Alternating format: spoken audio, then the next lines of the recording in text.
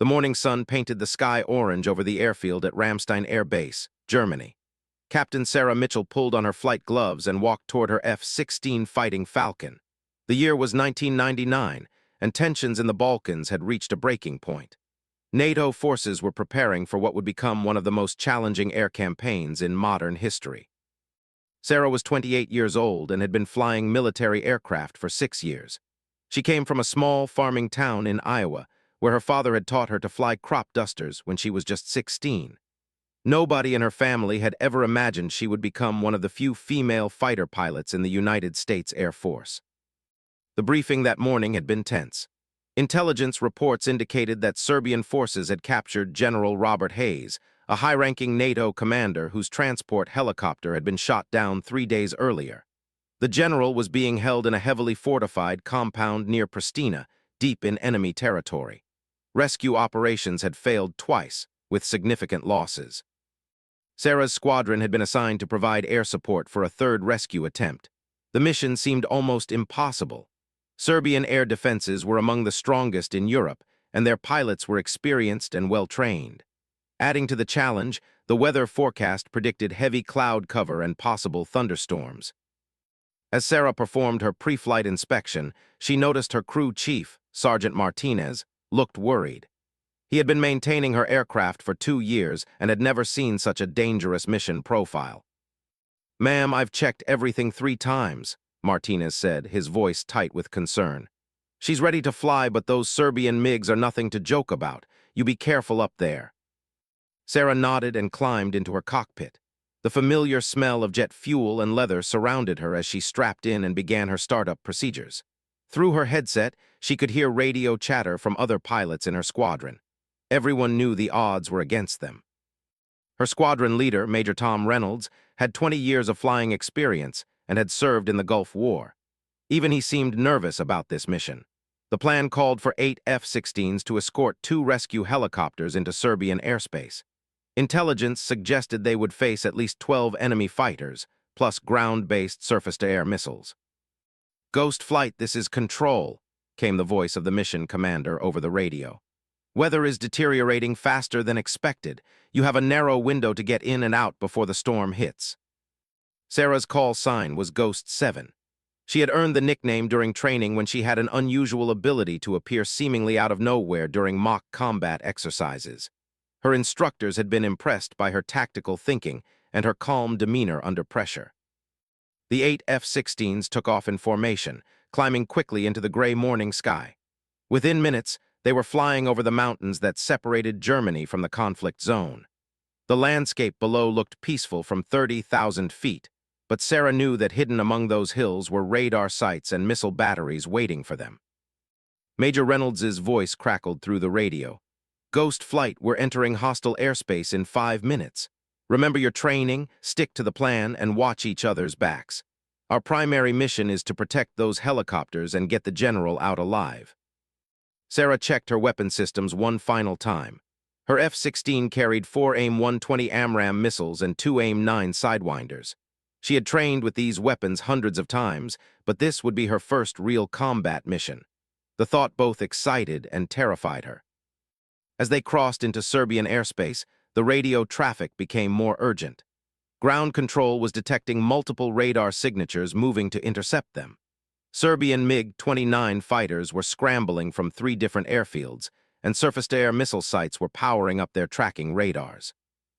"Ghost Flight, we have bandits approaching from the east, altitude 25,000 feet, reported the AWACS control aircraft. "Count 12 enemy fighters inbound to your position." The rescue helicopters, call signs Rescue 1 and Rescue 2, were flying low through the mountain valleys, trying to stay below radar detection. They were U-60 Black Hawks, heavily modified with additional armor and defensive systems. Each carried a team of special operations soldiers trained specifically for hostage rescue missions. Sarah's heart rate increased as her radar warning receiver began chirping, indicating that enemy radars were trying to lock onto her aircraft. The Serbian pilots were experienced and well-coordinated. They were using classic Soviet tactics, trying to split the American formation and pick off individual fighters. "Ghost 7, this is Ghost Leader," Major Reynolds called over the radio. "Stay close to Ghost 8. You two will provide high cover while the rest of us engage the main enemy force. Ghost 8 was Captain Mike Torres, a pilot from Texas with 4 years of experience. He was known for his aggressive flying style and quick reflexes. Sarah was glad to have him as her wingman for this mission. The first enemy missiles appeared on radar as tiny blips moving impossibly fast. The Serbian pilots had fired beyond visual range, hopping to force the Americans to break formation and defend themselves. Sarah watched her radar display as the missiles approached, calculating intercept angles and timing her defensive maneuvers. "Ghost flight, break right, break right," Major Reynolds shouted as the first wave of missiles closed in. Sarah pulled her F-16 into a sharp right turn, pulling 6 Gs as she tried to evade the incoming missile. The pressure suit squeezed her legs and torso, preventing her from blacking out as blood drained from her head. Through her peripheral vision, she saw Captain Torres following her maneuver. The missile missed by less than 100 feet, its proximity fuse failing to detonate. Sarah leveled her aircraft and immediately began searching for targets. Her radar showed the Serbian fighters had closed to within 10 miles and were preparing for close-range combat. "Ghost 7 has contact, bearing 090, 12 miles, Sarah reported, her voice steady despite the adrenaline coursing through her veins. The dogfight that followed was unlike anything she had experienced in training. Real combat was chaotic and confusing, with aircraft maneuvering in 3 dimensions at speeds approaching the speed of sound. Radio calls overlapped and contradicted each other, and the sky filled with contrails and missile exhaust. Sarah fired her first AMRAAM missile at a MiG-29 that was pursuing Ghost 3. The missile tracked true, striking the enemy fighter in the wing root and sending it spinning toward the ground. She had no time to celebrate as another Serbian pilot locked onto her with his radar. "Ghost 7, you have a bandit on your 6, Captain Torres warned over the radio. Sarah immediately went into defensive mode, pulling her F-16 into a series of barrel rolls and tight turns designed to break the enemy's radar lock. The Serbian pilot was skilled and stayed with her through the first 2 maneuvers, but Sarah had an advantage. She knew her aircraft better than anyone and understood its capabilities down to the smallest detail. She pulled the F-16 into a climbing spiral, trading airspeed for altitude while simultaneously jamming the enemy's radar with her electronic countermeasures. The Serbian pilot tried to follow, but couldn't match her rate of climb. Sarah reversed her turn at the top of the spiral and found herself behind the enemy fighter. Her second missile shot was perfect. The AIM-9 Sidewinder tracked the MiG's heat signature and exploded just behind the cockpit. The enemy pilot ejected seconds before his aircraft broke apart. "Splash 2 bandits," Sarah reported, using the military term for confirmed kills. But the battle was far from over. More Serbian fighters were approaching from the north, and the rescue helicopters were still 20 minutes away from the target. Sarah looked at her fuel gauge and realized they were burning through their reserves faster than planned due to the high-G maneuvering required for air-to-air combat. Major Reynolds had shot down 1 enemy fighter, but was now being pursued by 2 others. Ghost 4 and Ghost 6 were engaged in a turning fight with 3 Serbian pilots who seemed determined to prevent the rescue mission from succeeding. The weather was getting worse, with thick clouds building up from the west. Lightning flashed in the distance, and Sarah could see the first drops of rain hitting her canopy. Flying in thunderstorms was dangerous under normal circumstances, but conducting air-to-air combat in bad weather was extremely hazardous. "Ghost Flight, this is Control," came the urgent voice of the mission commander. "The storm is moving in faster than predicted. You need to complete this mission in the next 15 minutes or abort."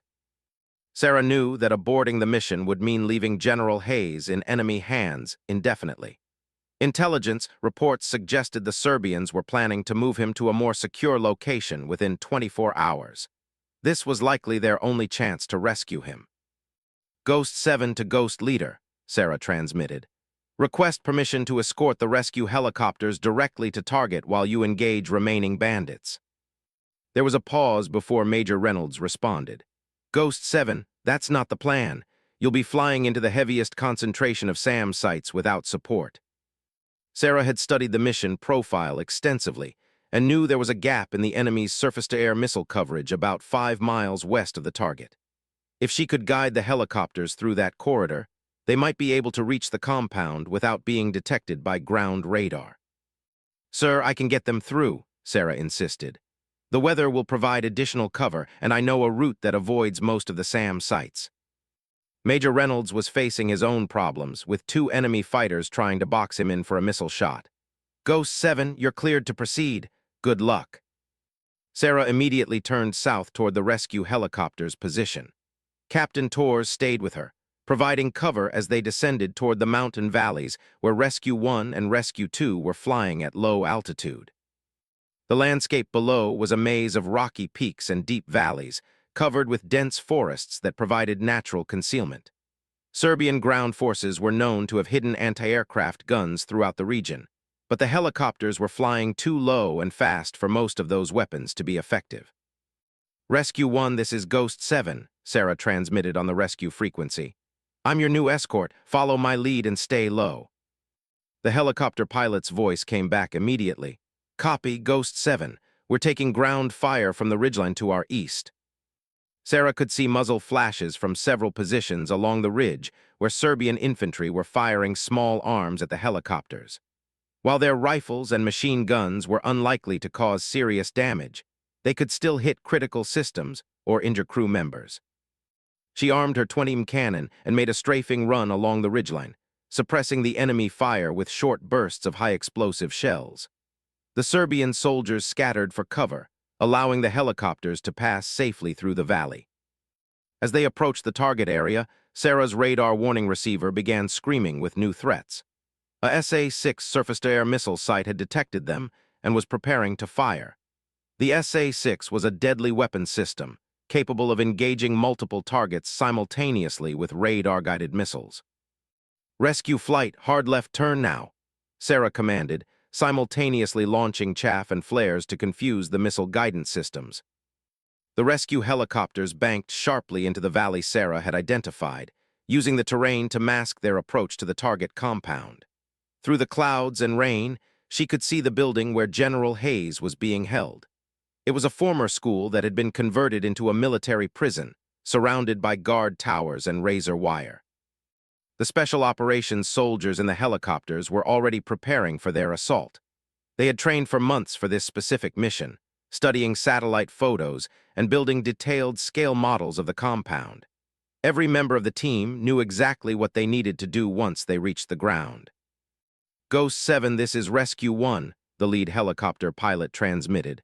"We're beginning our approach. Thanks for getting us this far." Sarah climbed back to altitude to provide overwatch for the rescue operation. From her position, she could see Serbian military vehicles approaching the compound from multiple directions. Someone had alerted them to the rescue attempt, and they were rushing reinforcements to prevent the general's escape. The rain was getting heavier, and lightning was beginning to flash closer to their position.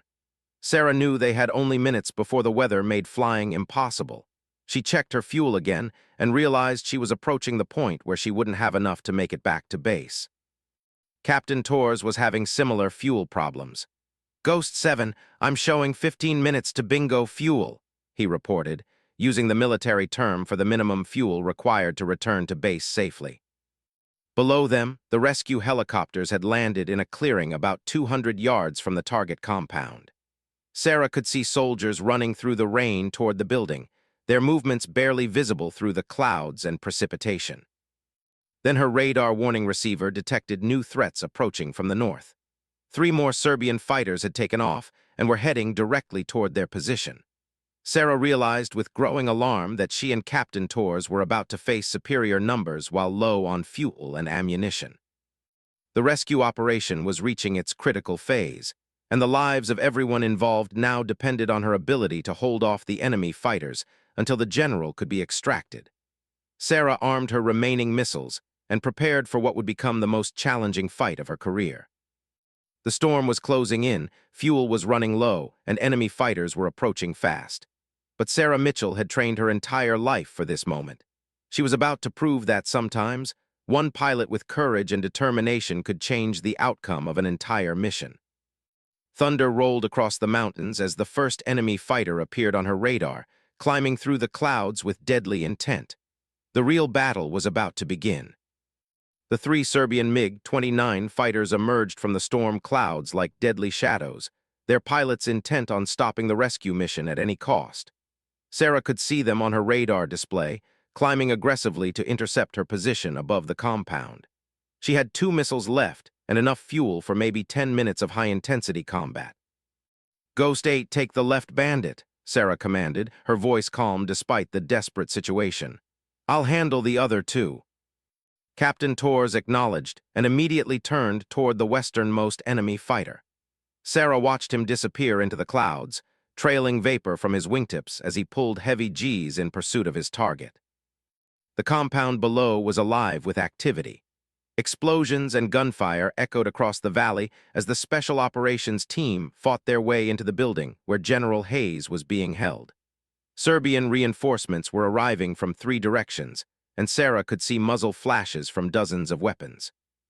Her threat warning system screamed as one of the remaining MiG-29s locked onto her with its radar. The Serbian pilot was experienced, using the clouds for concealment while maneuvering for a missile shot. Sarah knew she had seconds before he would fire. She pulled her F-16 into a vertical climb, using her afterburner to gain altitude rapidly. The sudden acceleration pressed her deep into her seat as the aircraft clawed its way through the heavy air. At 20,000 feet, she rolled inverted and dove back toward the clouds, hopping to confuse the enemy pilot's targeting solution. The Serbian fighter followed her through the maneuver, his missile launch light blinking on Sarah's threat display. She waited until the last possible second, then released chaff and pulled into a sharp left turn. The missile streaked past her canopy, missing by less than 50 feet. Sarah immediately reversed her turn and found herself behind the Serbian fighter. Her hands moved automatically across the controls as years of training took over. She selected her last AMRAAM missile and waited for the perfect shot. The enemy pilot realized his mistake and tried to break away, but he was too close and moving too fast. Sarah's missile tracked true, striking the MiG just behind the cockpit. The explosion lit up the clouds like lightning as the enemy fighter disintegrated. But there was no time to celebrate.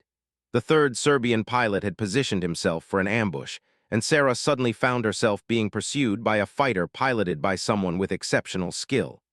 This pilot knew her aircraft's capabilities and was using cloud cover to mask his approach. Sarah's fuel warning light came on, indicating she had less than 8 minutes of flying time remaining. She tried to contact Captain Torres but heard only static on the radio.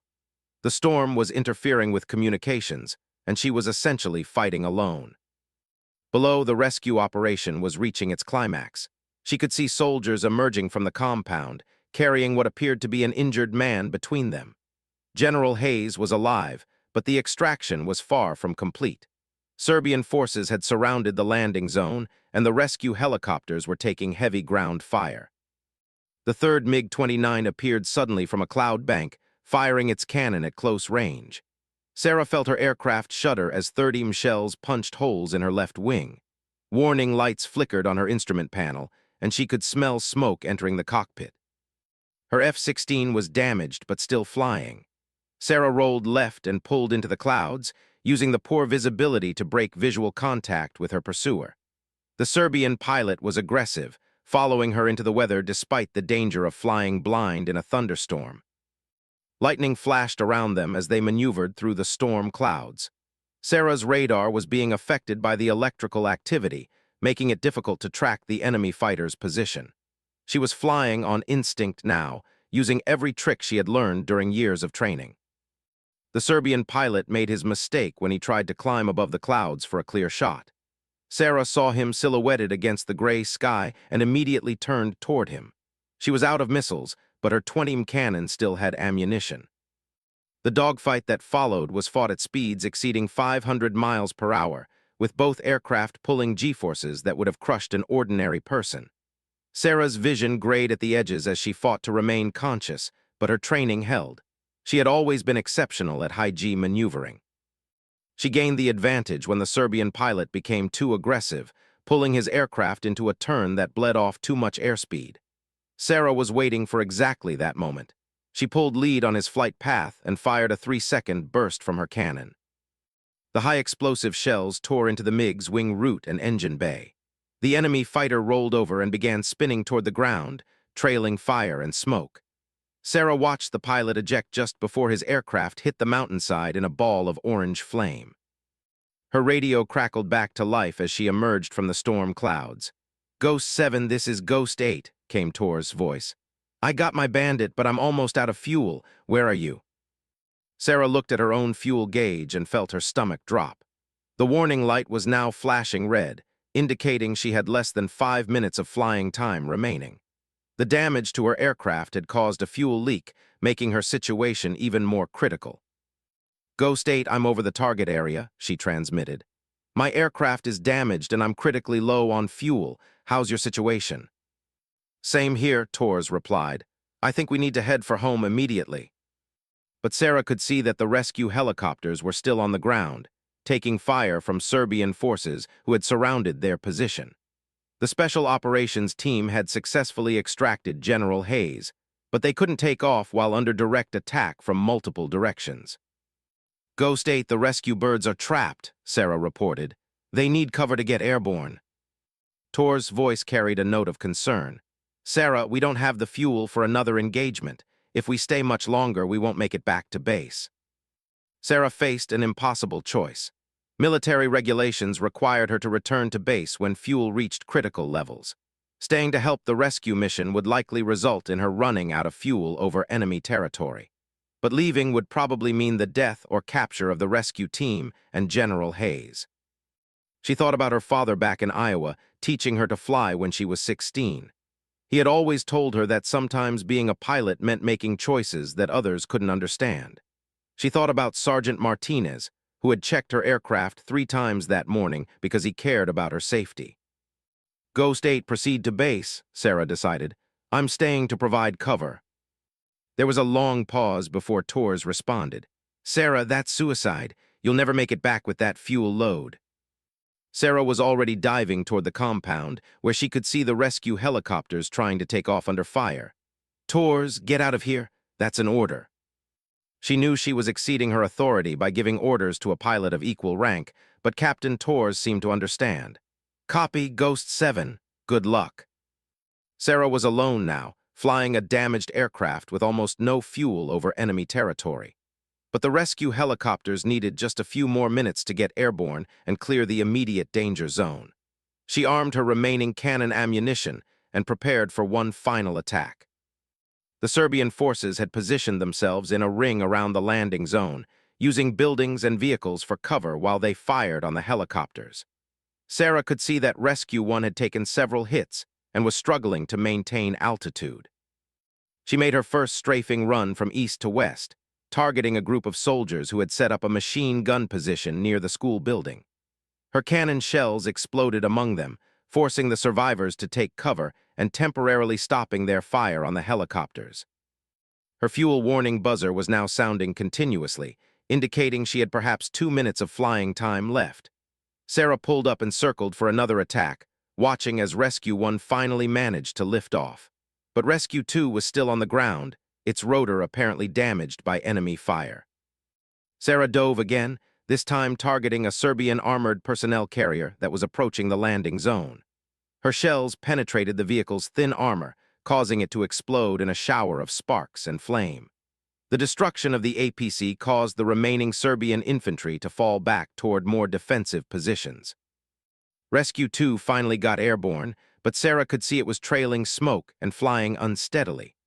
Both helicopters were now climbing toward the relative safety of the mountain ridges, but they were still vulnerable to ground fire for several more minutes. Her engine began to sputter as the fuel pumps started drawing air instead of jet fuel. Sarah realized she had perhaps 30 seconds before complete fuel exhaustion. She was 15 miles from the nearest friendly territory, with a damaged aircraft that might not be able to glide that far. She transmitted on the emergency frequency. "Mayday, Mayday, this is Ghost 7. Aircraft is critically damaged and out of fuel, attempting emergency landing." The response came immediately from the AWACS control aircraft. "Ghost 7, we copy your Mayday. Search and rescue is being scrambled to your location."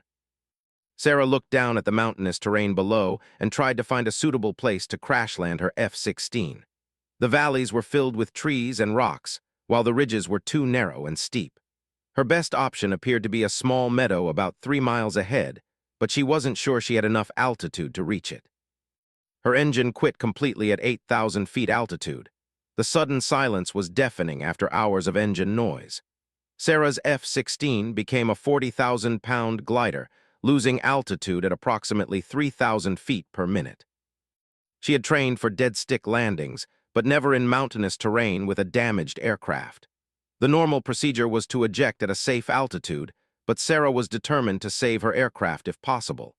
The F-16 represented millions of dollars in taxpayer money, and she felt responsible for bringing it home. The meadow was getting closer, but Sarah realized she was coming in too fast and at the wrong angle. She would have to perform a series of S-turns to lose altitude and airspeed, using the damaged aircraft's remaining control surfaces to manage her approach. At 2,000 feet above ground level, she lowered her landing gear and flaps, hoping the increased drag would help slow her descent. The damaged left wing was causing her aircraft to fly in an unbalanced condition, requiring constant control inputs to maintain level flight. At 1,000 feet, Sarah could see that the meadow was smaller than it had appeared from altitude.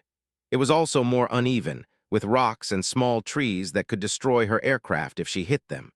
But she was committed now, with no altitude left for another approach. She crossed the tree line at 150 miles per hour, much faster than the normal landing speed of 130. The damaged aircraft touched down hard, bouncing twice before settling onto the rough ground. Sarah fought to keep the F-16 traveling straight as it rolled across the uneven terrain. The aircraft finally came to rest against a line of pine trees at the far end of the meadow. Sarah sat in her cockpit for several seconds, hardly believing she had survived. Her hands were shaking from adrenaline, and her flight suit was soaked with perspiration. She performed an emergency shutdown of all aircraft systems and prepared to evacuate. The smell of fuel and hot metal filled the cockpit, and she could see steam rising from her damaged engine. There was a real possibility that the aircraft could catch fire. Sarah grabbed her survival radio and emergency kit from the cockpit, then climbed out onto the wing. The F-16's left wing was badly damaged, with several holes from the cannon shells that had hit her during the dogfight. It was amazing that the aircraft had continued to fly at all. She jumped down from the wing and ran about 50 yards from the aircraft before stopping to assess her situation. She was alone in enemy territory with only basic survival equipment. The rescue helicopters had escaped, but she was now the one who needed rescuing. Her survival radio crackled to life. "Ghost 7, this is Rescue 3. We have your position and are inbound to extract you. Can you confirm you are uninjured?" Sarah keyed her radio with relief flooding through her. "Rescue 3, this is Ghost 7. I'm uninjured and ready for pickup. Be advised, my aircraft is intact but damaged. Enemy forces may be in the area." She had completed her mission. General Hayes was safe, the rescue team had escaped, and she had survived against impossible odds. But Sarah Mitchell had no idea that her greatest challenge still lay ahead. Serbian special forces were already moving toward her position, determined to capture the pilot who had single-handedly destroyed 3 of their best fighters. The real test of her survival skills was about to begin. The mountain wilderness of Serbia was eerily quiet after the chaos of air combat. Sarah crouched behind a fallen log about 200 yards from her crashed F-16, listening for sounds of approaching enemy forces. Her survival radio had gone silent after the initial contact with Rescue 3, and she was beginning to worry that something had gone wrong. She checked her watch and realized it had been 45 minutes since she had crashed. In that time, Serbian forces would have had plenty of opportunity to triangulate her position and dispatch search teams. Sarah knew from her intelligence briefings that the enemy had elite special forces units specifically trained to capture downed pilots. Her survival kit contained basic equipment: a 9 pistol with 3 magazines, water purification tablets, emergency rations for 3 days, a first aid kit, and signaling devices. She also had a GPS unit that showed her exact position, but using it would risk detection by enemy electronic surveillance. The weather was still terrible, with rain falling steadily and fog reducing visibility to less than 100 yards. While the conditions made it difficult for her to navigate, they also provided concealment from enemy search teams. Sarah decided to move away from her aircraft and find a better defensive position. She had studied survival and evasion tactics extensively during her military training, but this was her first real-world application of those skills. The mountains of Serbia were similar to terrain she had trained in during exercises in Colorado, but now the enemy was real, and the consequences of capture were potentially severe. Moving carefully through the dense forest, Sarah tried to leave as little trace as possible. She avoided breaking branches or disturbing the natural arrangement of fallen leaves, techniques she had learned from Special Forces instructors. Every few minutes, she stopped to listen for sounds of pursuit. After hiking for about an hour, she found what appeared to be an abandoned hunting cabin on a ridge overlooking the valley where she had crashed. The building was small and weathered, but it offered better concealment than the open forest. Sarah approached carefully, weapon drawn, and checked to ensure it was unoccupied. The cabin contained basic furniture and some old hunting equipment, but no signs of recent use.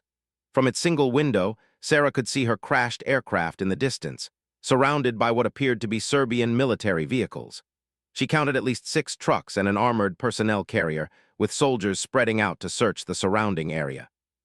Her heart sank as she realized the enemy search was more extensive than she had hoped. Through her small binoculars, she could see that the soldiers were well-equipped and moving in coordinated patterns. These were not regular infantry troops, but Special Forces personnel trained specifically for this type of mission.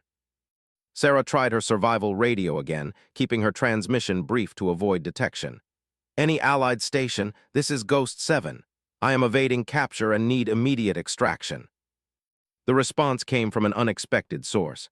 A voice with a slight southern accent answered, "Ghost 7, this is Cowboy 6. I read you loud and clear." Cowboy 6 turned out to be Major Jack Harrison, a pilot from her own squadron who was leading a search and rescue mission. His F-16 was orbiting at high altitude with 2 other aircraft, trying to coordinate her extraction while staying above the effective range of Serbian surface-to-air missiles. "Ghost 7, we have multiple rescue assets inbound, but enemy air defenses are still active," Major Harrison reported. "Can you move to alternate extraction point Alpha?" Sarah consulted the map from her survival kit. Extraction point Alpha was a clearing about 3 miles north of her current position. The route would take her through dense forest and across at least 2 roads that might be patrolled by enemy forces. "Cowboy 6, I can reach Alpha, but I'll need at least 2 hours, Sarah transmitted. "Enemy ground forces are conducting an active search in my area." Major Harrison's voice carried concern. "Copy, Ghost 7. Be advised that weather is improving, which will help us but also help enemy search efforts. Move carefully and stay off established trails." Sarah gathered her equipment and prepared to leave the cabin. Before departing, she took one more look at the search operation around her aircraft.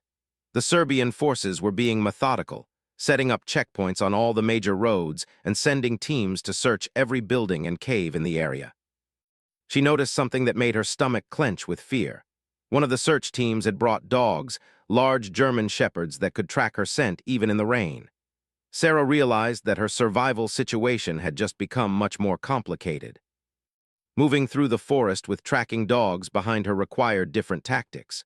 Sarah remembered her training about masking scent trails by crossing streams and using aromatic plants to confuse the animals.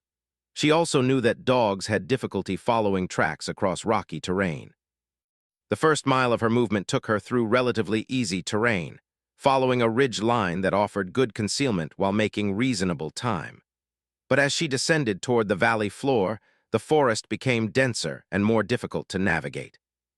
Sarah crossed a small stream, taking time to wade upstream for several hundred yards before exiting on the far side. The cold water soaked through her flight boots, but it would help mask her scent from the tracking dogs. She also broke branches from several pine trees and rubbed them on her flight suit, adding natural aromatics that might confuse the animals. Halfway to the extraction point, she encountered her first checkpoint. 2 Serbian soldiers had positioned themselves at a bridge crossing, stopping and searching every vehicle that passed. Sarah observed them from concealment for 20 minutes, noting their positions and patrol patterns. The soldiers appeared to be regular army personnel rather than special forces. They were not particularly alert, smoking cigarettes and talking casually while checking identification papers from local civilians. Sarah realized she might be able to bypass them by crossing the stream downstream from the bridge. She moved carefully along the riverbank until she found a spot where the water was shallow enough to wade across. The current was stronger than expected, and she had to fight to maintain her footing on the slippery rocks. Halfway across, her foot slipped and she fell into the water with a splash that seemed incredibly loud. Sarah froze in the middle of the stream, listening for any indication that the guards had heard her. After several tense minutes with no response, she completed her crossing and climbed the muddy bank on the far side. Her clothes were now completely soaked, but she had successfully bypassed the checkpoint.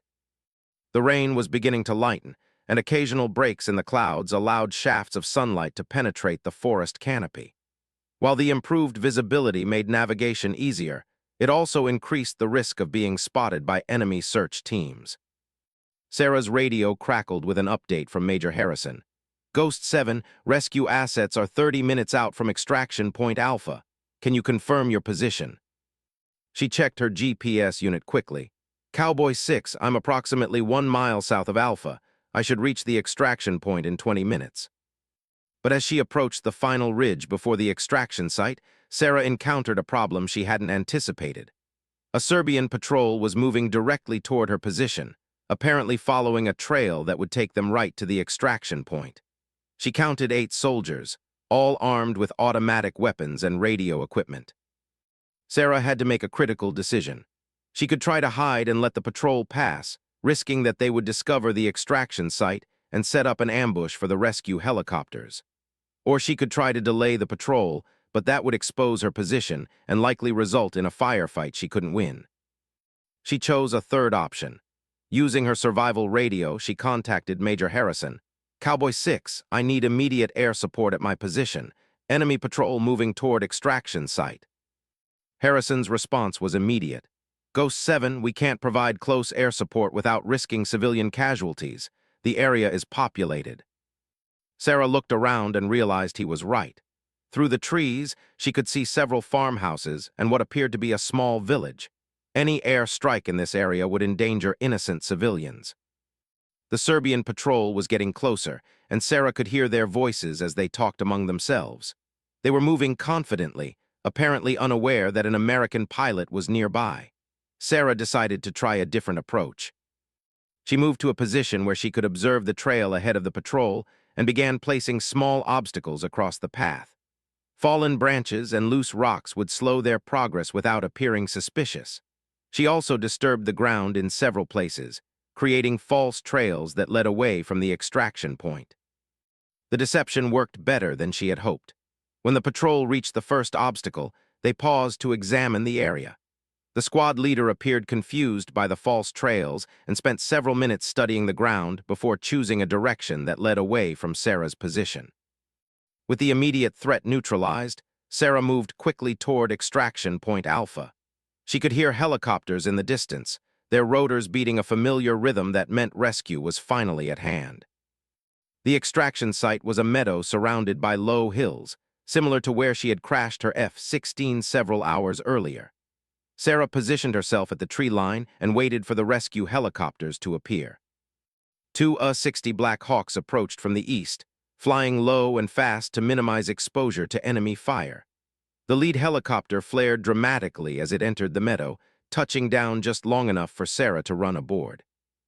As she climbed into the helicopter, she was surprised to see General Robert Hayes sitting in one of the passenger seats.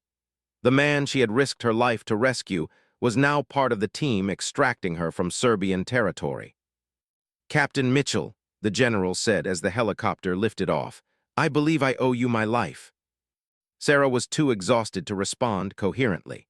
The adrenaline that had sustained her through hours of combat and evasion was finally wearing off, and she was beginning to realize how close she had come to capture or death. The flight back to Ramstein Air Base took 2 hours, with the rescue helicopters taking a circuitous route to avoid known enemy positions. Sarah spent most of the trip sleeping fitfully, her head resting against the vibrating wall of the aircraft. When they landed at Ramstein, Sarah was surprised to see a crowd of people waiting on the flight line. Her squadron commander, Colonel Patricia Williams, was there, along with most of her squadron mates. Even Sergeant Martinez, her crew chief, had come out to welcome her back.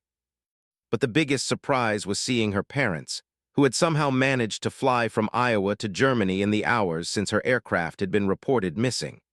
Her mother was crying, and her father looked older than she remembered. "How did you know I was okay?" Sarah asked her squadron commander as they walked toward the debriefing facility. Colonel Williams smiled. "We never doubted it, Sarah. After what you accomplished today, I think everyone realizes you can handle just about anything." The debriefing took several hours, with intelligence officers asking detailed questions about everything Sarah had observed during her time on the ground. The information she provided would help plan future missions and improve survival training for other pilots. As the session concluded, Colonel Williams handed Sarah a message that had arrived during her debriefing. It was from the Pentagon, signed by the Secretary of Defense. "Captain Mitchell's actions today represent the finest traditions of the United States Air Force. Her courage and skill saved multiple lives and ensured the success of a critical mission." But Sarah was more interested in a simpler message from Sergeant Martinez. "Ma'am, your bird is totaled, but we're working on getting you a new one. Same tail number if you want it." Sarah smiled for the first time in 24 hours. She was home, she was safe, and she was still a fighter pilot. Tomorrow would bring new challenges, but tonight she was content to be alive and surrounded by the people who mattered most to her. The war in the Balkans would continue for several more weeks, but Captain Sarah Mitchell had already made her mark. Her actions had proven that individual courage and determination could still make a difference in modern warfare. More importantly, she had discovered something about herself that no amount of training could have taught her. When everything was on the line, she had found the strength to do what needed to be done, regardless of the personal cost. That knowledge would sustain her through the challenges that still lay ahead. 3 weeks after her dramatic rescue from Serbian territory, Captain Sarah Mitchell found herself in an unexpected situation.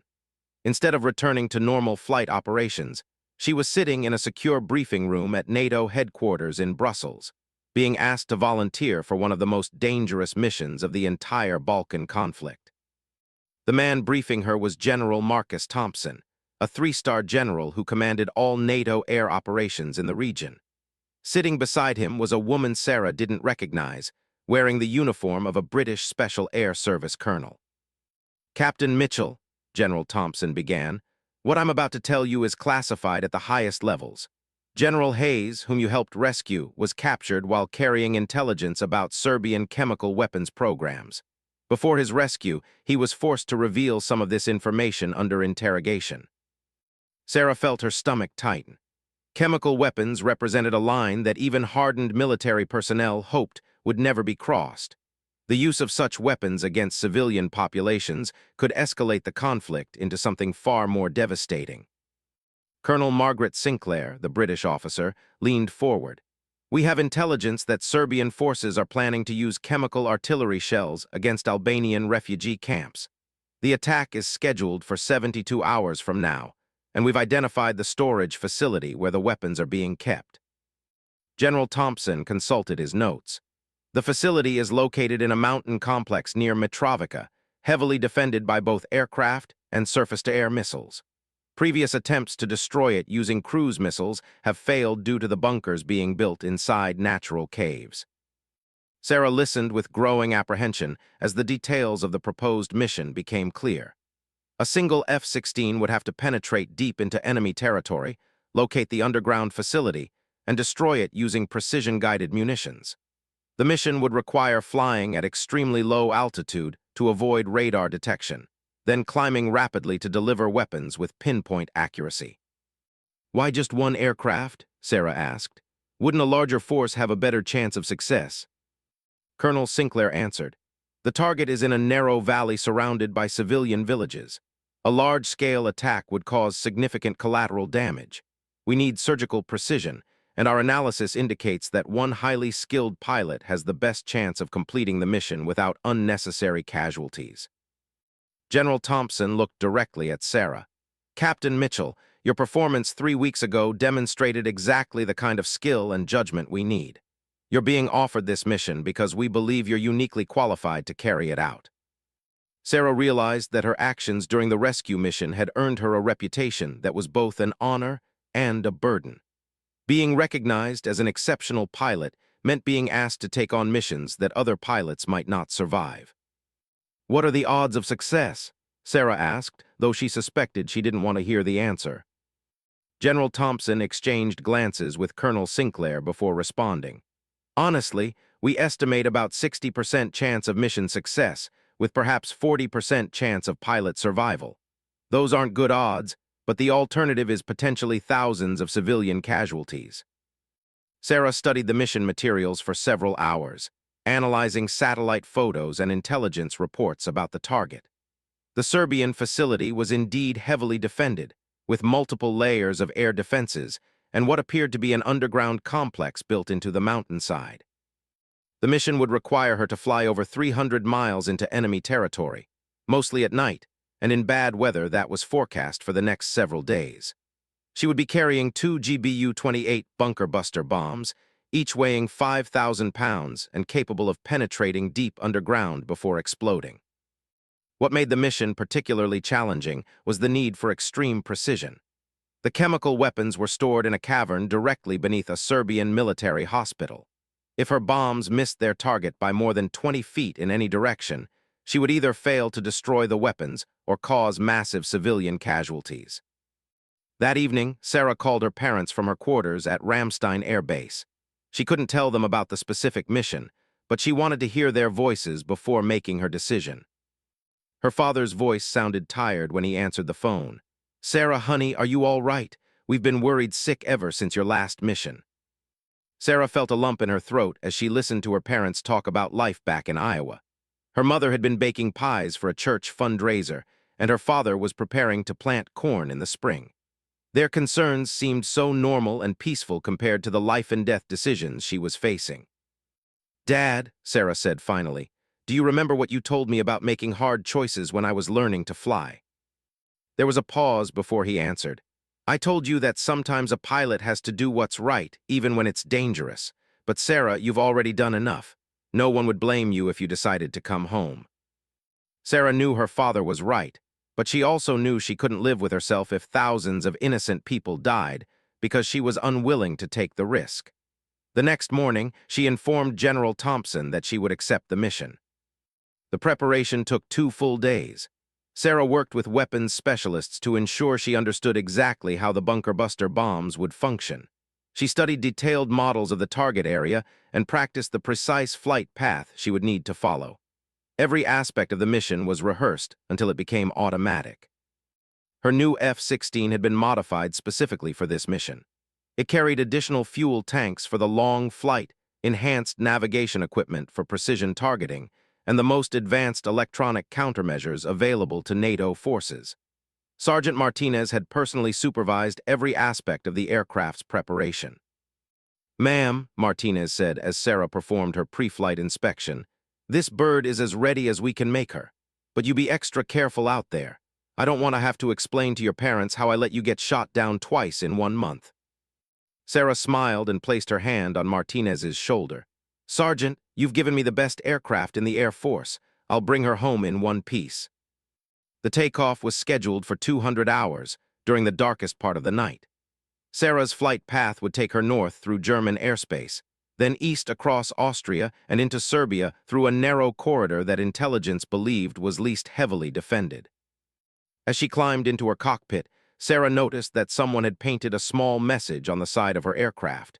"Ghost 7, Defender of the Innocent." She later learned that the entire ground crew had signed their names inside the message. The first 4 hours of the flight were relatively uneventful. Sarah flew on autopilot at high altitude, conserving fuel while making her way toward enemy territory. She maintained radio silence, communicating only through coded data links with NATO command and control aircraft. As she approached the Serbian border, Sarah began her descent to low altitude. Flying at less than 500 feet above the mountainous terrain required constant attention and precise navigation. One wrong turn could send her into a mountainside or into an area defended by surface-to-air missiles. Her first indication of enemy activity came when her radar warning receiver detected a search radar sweeping the area ahead of her. Sarah immediately descended even lower, using the terrain to mask her approach while carefully following the predetermined route to the target. The weather was worse than forecast, with heavy clouds and occasional snow squalls reducing visibility to less than a mile. While the poor conditions made navigation more difficult, they also provided additional concealment from enemy radar systems. Sarah's navigation system indicated she was 30 minutes from the target when her aircraft was suddenly illuminated by a powerful searchlight from the ground. A Serbian air defense site had detected her despite her low-altitude approach, and she could see tracer fire beginning to arc up toward her position. She immediately climbed and turned hard left, using her afterburner to gain speed while deploying chaff and flares to confuse any missiles that might be launched at her. The defensive maneuver worked, but it had taken her off course and alerted enemy forces to her presence. Sarah knew that every Serbian air defense site in the region would now be alerted and searching for her. She had perhaps 10 minutes before enemy fighters would be vectored to her position. The element of surprise that was crucial to mission success had been lost. She made a difficult decision to continue the mission despite the compromise. The lives of thousands of civilians depended on destroying those chemical weapons, and she might not get another chance if she aborted now. Using her terrain-following radar, Sarah navigated through a series of mountain valleys that led toward the target.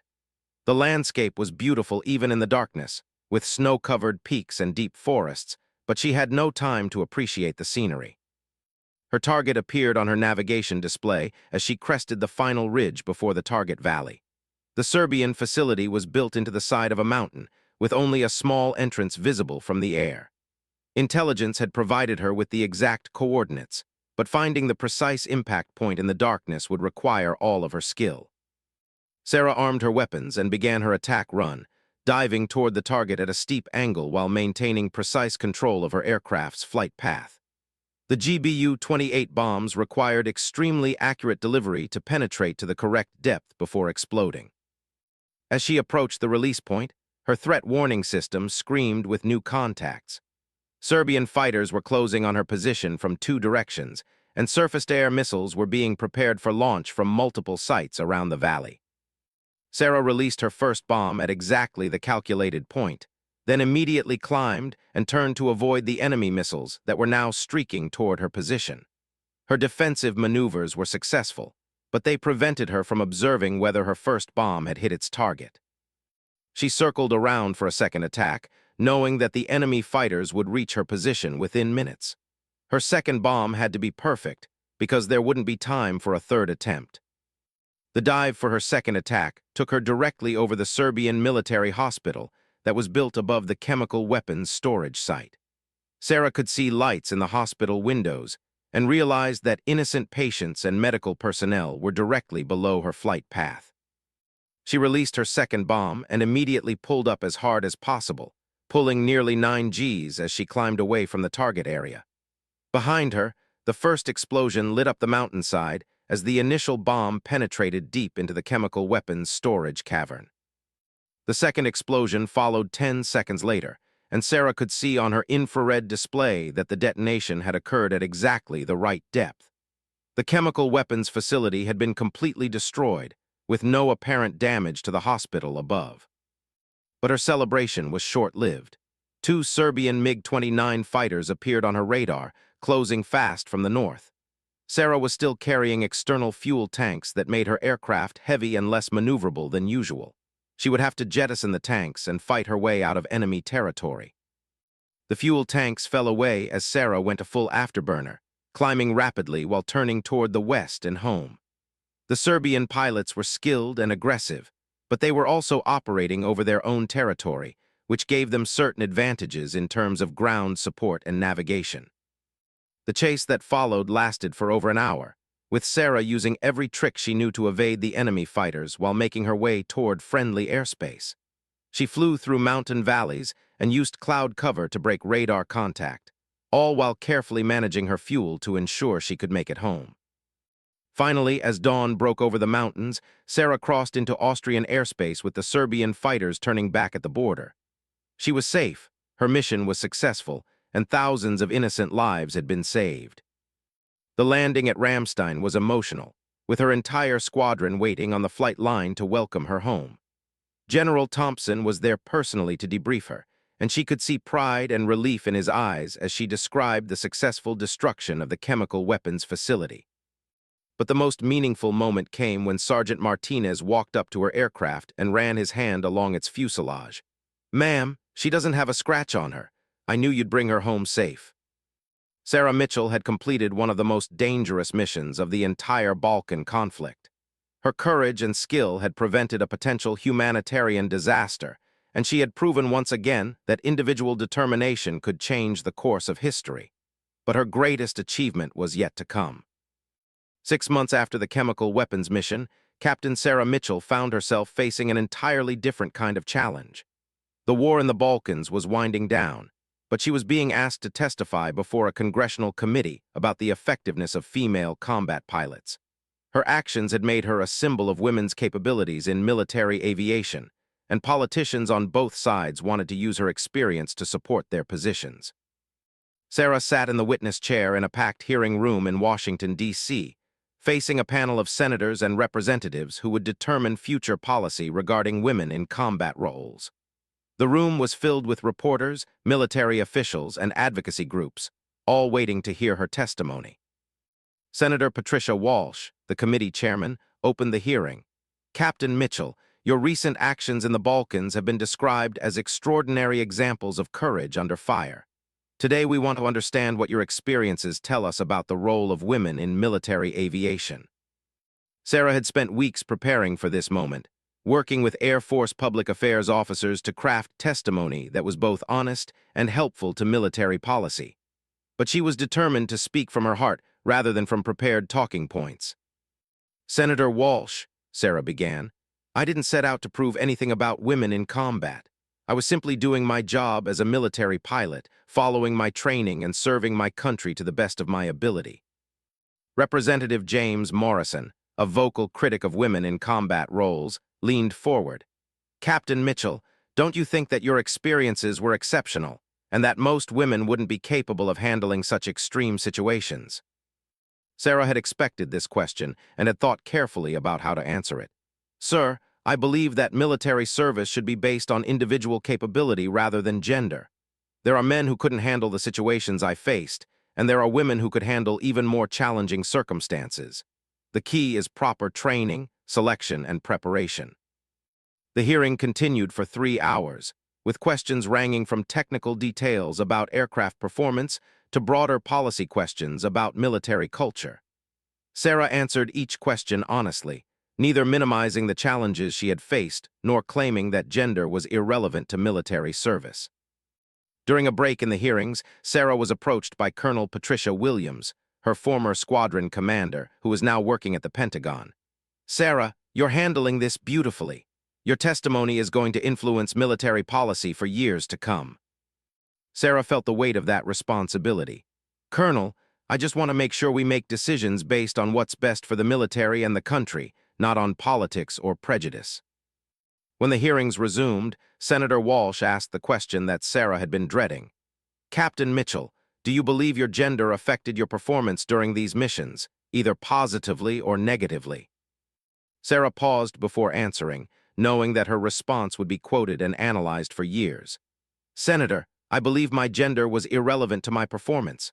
What mattered was my training, my experience, and my determination to complete the mission successfully. Those qualities exist in both men and women who are properly prepared for military service." The final question came from Representative Maria Santos, a strong supporter of expanded roles for women in the military. "Captain Mitchell, what advice would you give to young women considering military aviation careers?" Sarah smiled as she answered, "I would tell them the same thing I would tell young men. Military aviation is demanding and dangerous, but it's also incredibly rewarding. If you have the skills, the dedication, and the desire to serve, then gender shouldn't prevent you from pursuing your dreams." After the hearings concluded, Sarah was invited to speak at the Air Force Academy, where she addressed a class that included more female cadets than ever before. Standing at the podium in the same auditorium where she had sat as a cadet 8 years earlier, Sarah reflected on how much had changed. "When I was sitting where you are now," she told the cadets, "I wasn't sure if I would ever have the opportunity to serve in combat. Today, that opportunity exists because of the courage of women who came before me, and because of the wisdom of leaders who recognized that our military is strongest when it utilizes all available talent. One female cadet raised her hand. Ma'am, how do you handle the pressure of knowing that your performance reflects on all women in military aviation? Sarah understood the weight of that burden. It's challenging, but I try to remember that every pilot, male or female, represents their training, their unit, and their service. I focus on being the best pilot I can be, and I let my actions speak for themselves. After her speech, Sarah was approached by General Thompson, who had flown in specifically to hear her presentation. Captain Mitchell, I have an offer that I hope you'll consider. We're establishing a new training program for precision strike missions, and we need an experienced instructor pilot to help develop the curriculum. The assignment would mean promotion to major and a chance to pass on her knowledge to the next generation of pilots. It would also mean leaving operational flying for several years to focus on training and education. Sarah considered the offer carefully. General, would this program train both male and female pilots? General Thompson smiled. Captain, this program will train the best pilots regardless of gender. That's exactly why we need you to lead it. 3 months later, Major Sarah Mitchell stood in front of her first class of student pilots at Nellis Air Force Base in Nevada. The class included 12 pilots, 6 men and 6 women, all selected for their exceptional abilities and potential for precision strike missions. Welcome to the Advanced Precision Strike Program, Sarah announced to her students. Over the next 6 months, you will learn to deliver weapons with surgical accuracy under the most challenging conditions possible. This training may save thousands of lives by enabling you to complete missions while minimizing civilian casualties. One of her students, Lieutenant Jennifer Walsh, Senator Walsh's daughter, raised her hand. Ma'am, what's the most important quality for success in precision strike missions? Sarah thought about everything she had experienced over the past year. Lieutenant Walsh, the most important quality is the ability to remain calm and focused when everything around you is chaotic and dangerous. Technical skill is essential, but mental discipline is what allows you to apply that skill when it matters most. The training program became one of the most successful in Air Force history, with graduates going on to serve with distinction in conflicts around the world. Sarah's teaching methods, based on her real-world experience, became the standard for precision strike training throughout NATO forces. 2 years later, Sarah was promoted to lieutenant colonel and offered command of her own fighter squadron. The 388th Fighter Squadron was being reactivated after 20 years, and Sarah would be the first woman to command an active-duty fighter unit. On the day she took command, Sarah stood before 150 pilots, maintenance personnel, and support staff, many of whom had volunteered specifically to serve in her squadron. The ceremony took place at Hill Air Force Base in Utah, with her parents and Sergeant Martinez in attendance. Ladies and gentlemen of the 388th Fighter Squadron, Sarah announced, our mission is to maintain the highest standards of combat readiness while developing the next generation of fighter pilots. We will judge ourselves not by gender or background, but by our ability to accomplish any mission assigned to us. General Thompson, now a 4-star general and Air Force Chief of Staff, delivered the keynote address. Colonel Mitchell represents the best of our Air Force. Her courage, skill, and leadership have opened doors for countless others and made our military stronger and more capable. After the ceremony, Sarah's father approached her with tears in his eyes. Sarah, your mother and I are so proud of what you've accomplished. You've become exactly the pilot and leader we always knew you could be. Sarah hugged her father tightly.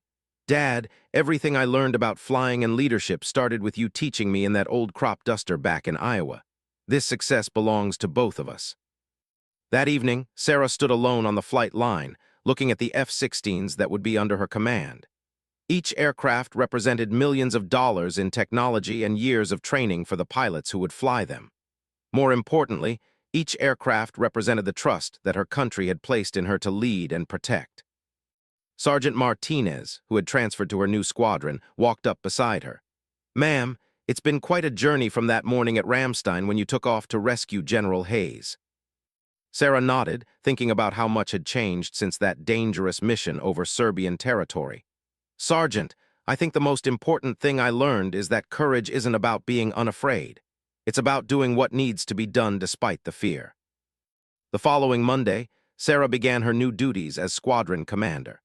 Her first decision was to establish a mentorship program pairing experienced pilots with newcomers, ensuring that knowledge and experience were passed down effectively. Her second decision was to create the most rigorous training program in the Air Force, preparing her pilots for any mission they might be asked to perform. 6 months into her command, Sarah's squadron was deployed to the Middle East as part of ongoing operations against terrorist organizations. Her pilots flew over 500 combat missions with 0 losses, earning recognition as one of the most effective units in the theater. During one particularly challenging mission, Sarah led a 4-ship formation to destroy a terrorist training camp hidden in a mountain cave system. The mission required the same precision and courage that had characterized her earlier actions in the Balkans. Flying her F-16 with the same calm determination she had shown years earlier, Sarah delivered her weapons with surgical accuracy, destroying the target while avoiding any civilian casualties. As she flew home from that mission, Sarah reflected on her journey from a farm girl in Iowa to one of the most respected fighter pilots in the Air Force. She had proven that courage and competence were not limited by gender, and she had opened doors for countless others who would follow in her footsteps. Her greatest achievement, however, was not the missions she had flown or the recognition she had received. It was the example she had set for young people everywhere that with dedication, training, and courage, they could achieve anything they set their minds to accomplish. Today, Colonel Sarah Mitchell continues to serve as an inspiration to military personnel around the world. Her story demonstrates that in the crucible of combat, what matters is not gender or background, but character, competence, and the courage to do what is right when everything is on the line. The little girl from Iowa who learned to fly crop dusters had become a symbol of human potential realized through determination and service. Her legacy would inspire generations of aviators who would follow in her contrails, proving again and again that the sky truly is no limit for those brave enough to reach for it.